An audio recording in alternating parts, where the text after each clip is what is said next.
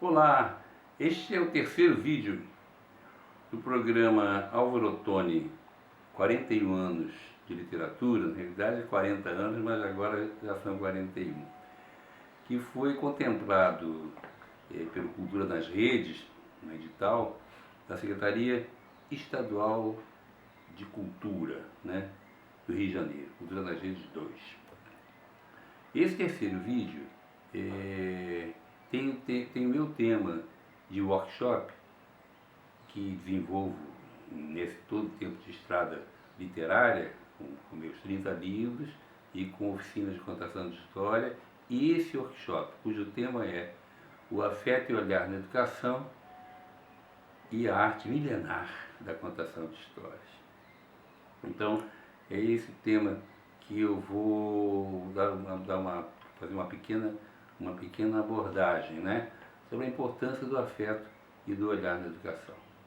Bem, o afeto está na base da educação, Na etimologia da palavra educar, que vem de exutere, latim, que significa tirar para dentro, puxar para fora, ou seja, oferecer à criança a oportunidade dela desenvolver todo o seu potencial, conceituando que nela, na criança, está a essência.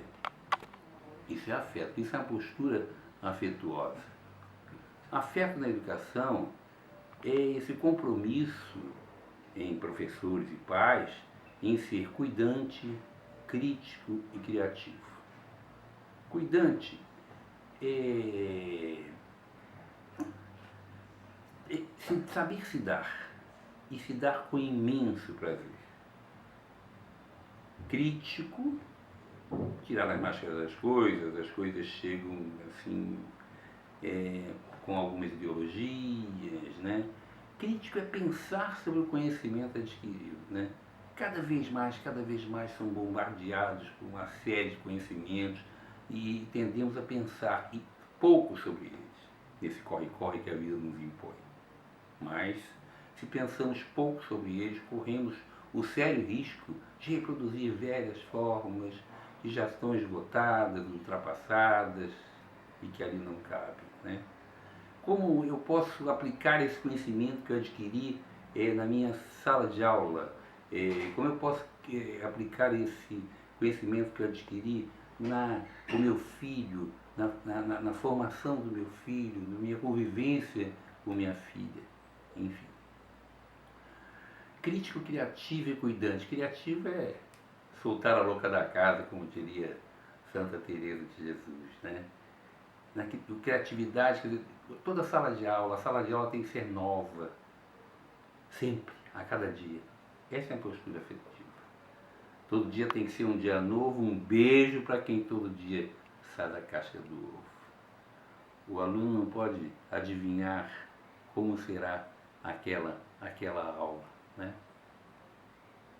E o reflexo que ele tem seu, quer dizer, o olhar. O olhar vem de zelo. Zelo vem do latim cuidar. Por isso se diz, olha por ele, olhar por ele, Usando nas orações, nas preces, ou então um desejo mesmo quando alguém se vai, alguém viaja. Olhar por ele. Olhar é ter para o seu aluno, para o seu filho, um olhar individualizado, E até saber que cada criança tem seu ritmo, seu tempo. O respeito é afeto, o respeito é olhar. E como é que será que esse aluno me vê, professor? Como é que será que esse aluno me vê, pai e mãe? Qual a imagem que ele tem de mim?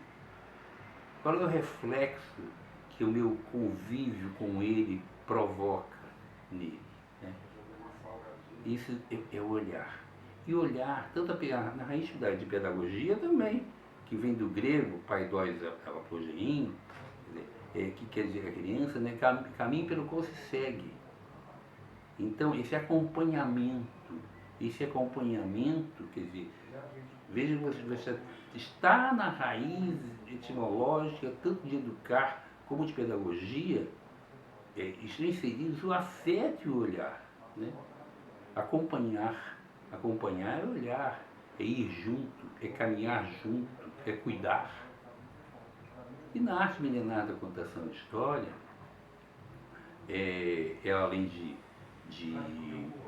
encantar, ela além de divertir e fazer pensar, hoje em dia, ela também é essa arte milenar da contação de história, que vem lá dos crioulos, dos africanos, dos índios em volta da fogueira. Ela é hoje uma ferramenta poderosíssima de incentivo à leitura. A arte milenar da contação de história tem que estar presente em sala de aula, tem que dizer presente, tem que responder à chamada em cada sala de aula. Em cada sala de aula, e de maneira interdisciplinar, né? Interdisciplinar. E as histórias mais propícias para serem contadas são mesmo as de natureza oral. Por quê? Porque elas têm na base de comunicação a percepção auditiva da mensagem. E já as histórias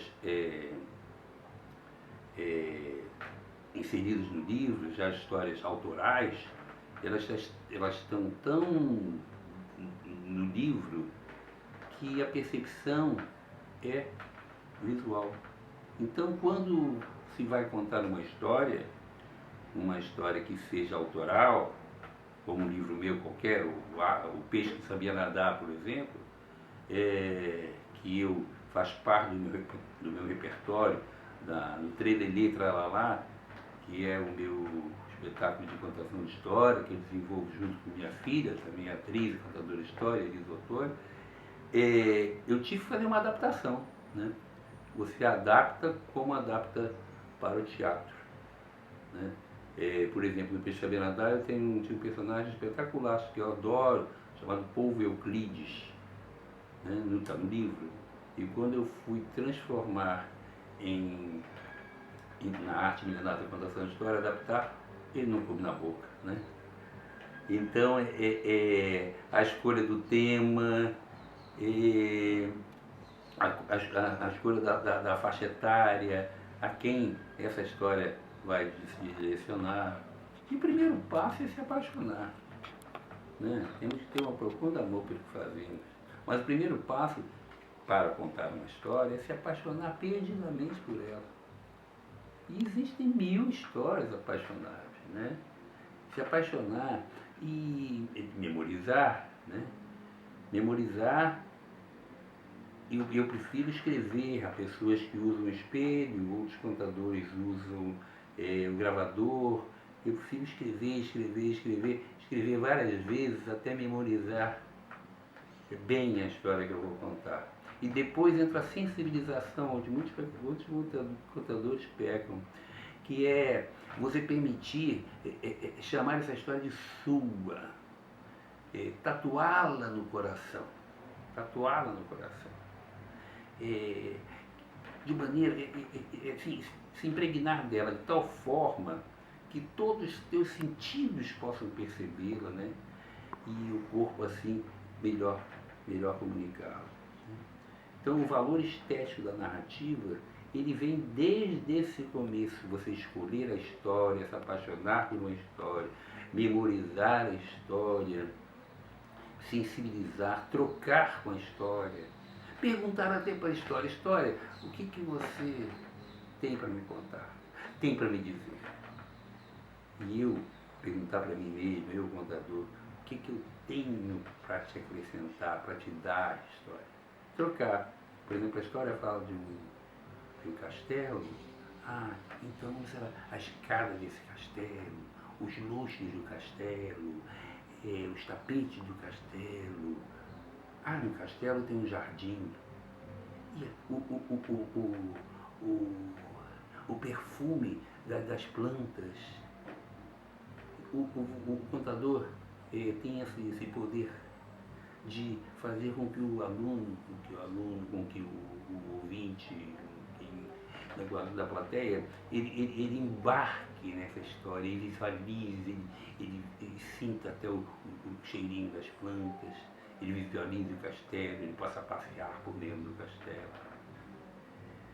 E antes, quando está se preparando para contar uma história, mesmo que a plateia lá esteja te esperando, olha, vai vir um Álvaro Ottoni contar uma história a vocês, mesmo assim, que eles estejam preparados, nós, todos nós, contadores de história, fazíamos o que nós chamamos de aquecimento, né?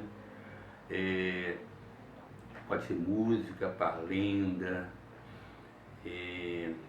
para que as crianças possam sair daquele mundo concreto e frio do dia a dia, frio não, concreto, para um outro mundo que é mais ou menos feito da mesma substância dos sonhos.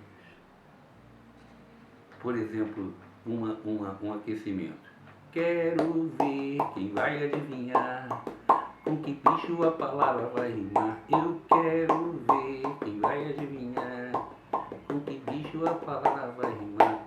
Coçou a cabeça, mamãe tá de olho, o bicho dela é piolho. E assim vai se repetindo e entramos com a história. Vamos preparar o ambiente para a arte milenar da contação de história. Esse em síntese, é o workshop, o afeto olhar na educação e a arte milenar da contação de história.